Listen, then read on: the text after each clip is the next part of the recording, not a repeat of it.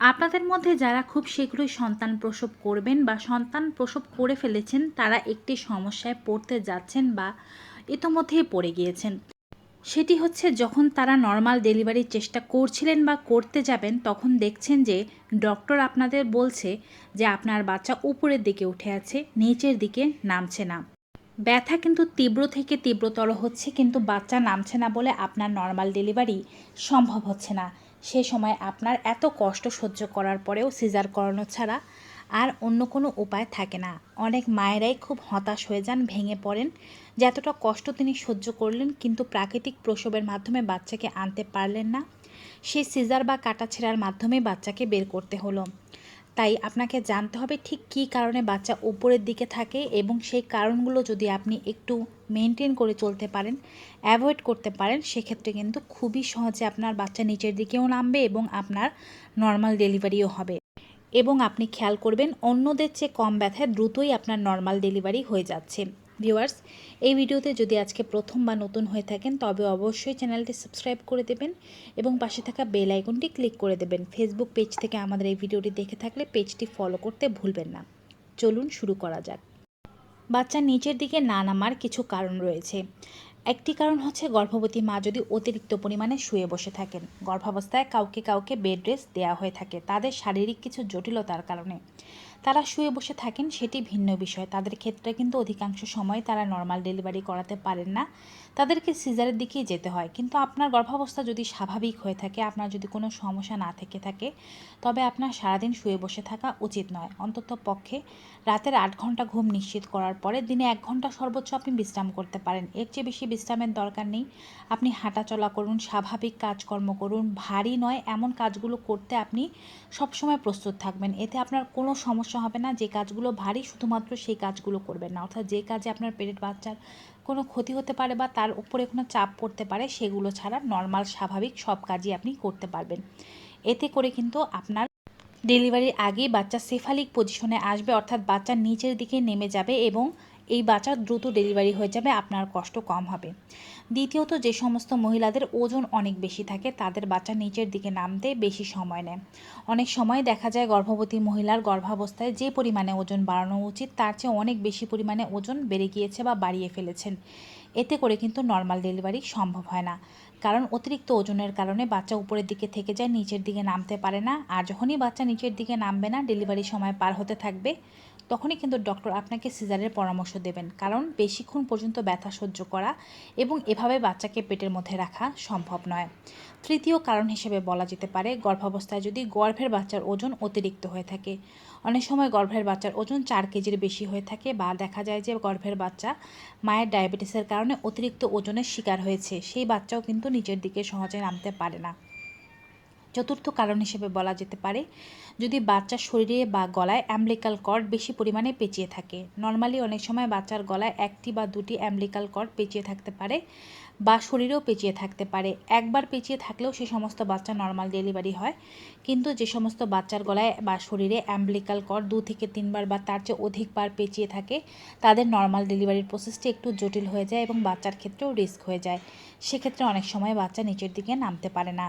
আবার অনেক সময় মায়ের পেলভিকের যে হাড় রয়েছে, অর্থাৎ যেখান থেকে বাচ্চা বের হবে, সেই জায়গাটি অনেক ছোট থাকে, এতটাই ছোট থাকে যে বাচ্চা সেই জায়গা দিয়ে বেরিয়ে আসতে পারে না। বাচ্চা উপরের দিকেই থেকে যায় এবং উপরে আটকে যায়। এক্ষেত্রে কিন্তু বাচ্চার প্রচুর রিস্ক থাকে। অনেক সময় দেখা যায় বাচ্চা মাথায় আঘাত পায়, বা বাচ্চার মাথা কেমন যেন লম্বা হয়ে জন্ম হয়, কারণ বেশিক্ষণ আটকে থাকার কারণে বাচ্চার নরম মাথার খুলিটা এমন হয়ে যায়। এক্ষেত্রে ডক্টরেরা রিস্ক নিতে চান না। যদি মনে করে থাকেন যে মায়ের পেলভিক বোনের মধ্যে বাচ্চা আটকে যাচ্ছে, তখন মাকে সিজারের জন্য পরামর্শ দিয়ে থাকেন।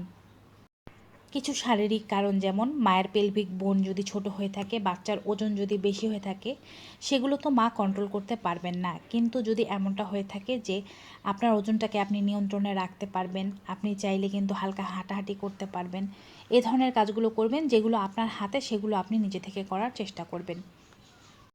এছাড়াও যখন মায়ের ডেলিভারি পেন উঠতে শুরু করে, সে সময় কিছু ভুল কাজ আছে। তার আগে একটি কথা বলে নেই, গর্ভের জল অতিরিক্ত পরিমাণে থাকা বা কম থাকাও কিন্তু ভালো নয়।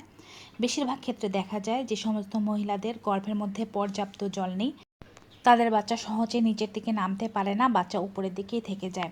অনেক সময় বাচ্চা পেটের মধ্যে থাকা অবস্থায় অল্প অল্প করে মায়ের পেটে জল ভাঙতে থাকে, কিন্তু মা খেয়াল করেন না। পরবর্তীতে দেখা যায় বাচ্চা জন্মানোর জন্য যতটুকু পরিমাণে জল পেটের মধ্যে দরকার ততটুকু আর জল নেই, বাচ্চা শুকনোর মধ্যে পড়ে গিয়েছে। সে সময় সিজার ছাড়া আর কোনো অপশন থাকে না। তাই মা যদি খেয়াল করেন তার জল ভাঙতে শুরু করেছে, সেক্ষেত্রে যতটা দ্রুত সম্ভব ডক্টরের কাছে গিয়ে এই জল ভাঙার ব্যবস্থা নিতে হবে এবং ডেলিভারি ব্যবস্থা করতে হবে। অনেক সময় গর্ভবতী মহিলারা যখন ডেলিভারি পেইন উঠতে শুরু করে তখন কিছু ভুল কাজ করেন, যার কারণে তাদের ডেলিভারিতে বাধা আসে।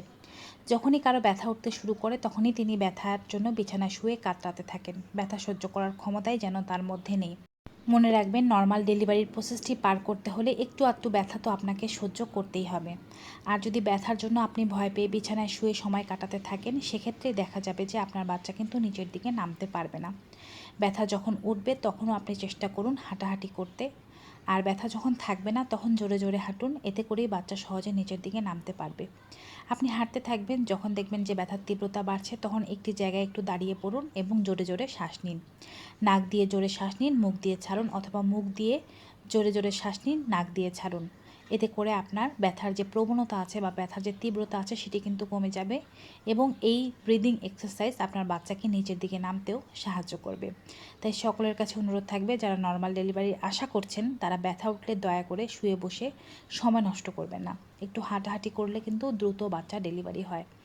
আবার যখন জরায়ুর কন্ট্রাকশন শুরু হয় তখন অনেকেই মনে করেন যে তার বুঝি মলত্যাগ হয়ে যাবে।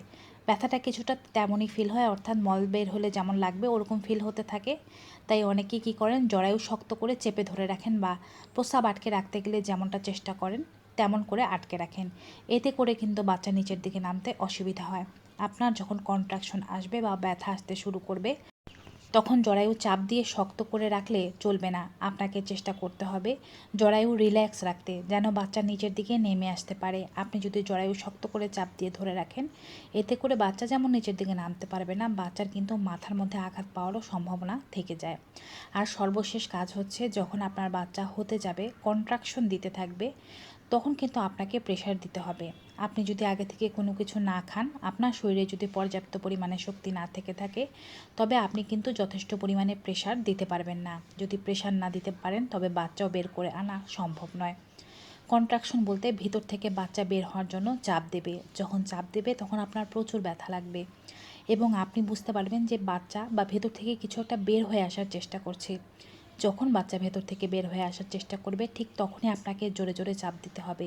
ঠিক মলত্যাগ করার জন্য যেমন চাপ দেন বা প্রস্রাব করার জন্য যেমন প্রেশার দেন, তেমন প্রেশার আপনিও আপনার শরীরের ভেতর থেকে প্রেশার দিয়ে বাচ্চাকে বের করে আনতে চাইলে এবং বাচ্চাও প্রেশার দিলে কিন্তু সহজেই বাচ্চা নিচের দিকে নেমে আসবে। বাচ্চার আর কোনো সমস্যা হবে না, বাচ্চা উপরের দিকেও থাকবে না। তো ভিউয়ার্স, আজকের এই গুরুত্বপূর্ণ ভিডিওটি আপনাদের কাছে কেমন লাগলো কমেন্ট বক্সে জানাতে ভুলবেন না। ভিডিওটি ভালো উপকারী মনে হয়ে থাকলে সকলের মাঝে বেশি বেশি করে শেয়ার করে দিন, যেন সবাই এমন উপকারী তথ্য পেতে পারে। এখানেই বিদায় নেব। সবাই ভালো থাকুন, সুস্থ থাকুন। দেখা হবে নতুন কোনো ভিডিওতে নতুন কোনো উপকারী তথ্য নিয়ে। Till then, good bye and take care.